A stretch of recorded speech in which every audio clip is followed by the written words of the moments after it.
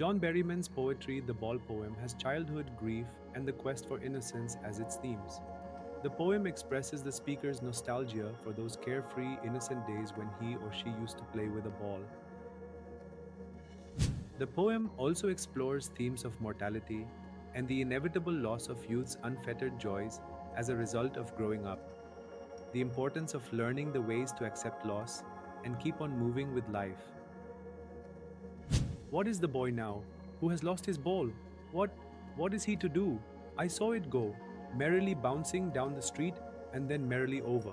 There it is in the water. Word meaning, merrily, cheerful, bouncing, jumping up and down. The poet is talking about a boy who has lost his ball. He wants to know about him and his reaction because he has lost his ball. Further, he asks to himself that what this boy will do after losing his ball. The poet has seen the ball going away from the boy. He says that the ball was cheerfully jumping up and down in the street. This means that when the ball skipped from boy's hand, it went into the street and later on, it fell into the nearby river. No use to say, "Oh, there are other balls." An ultimate shaking grief fixes the boy as he stands rigid, trembling, staring down all his young days into the harbor where his ball went.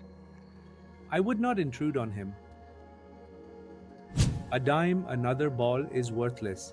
Now he senses first responsibility, word meaning, grief, sorrow, rigid, fixed, trembling, shaking, harbor, dock, port, intrude, invader, dime, 10 cents, US, worthless, valueless, useless.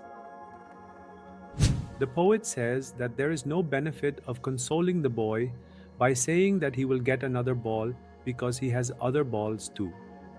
He says so because the boy is feeling very sad. He is completely surrounded by sorrow. He is sad because all the memories of the childhood days went down the harbor with the ball.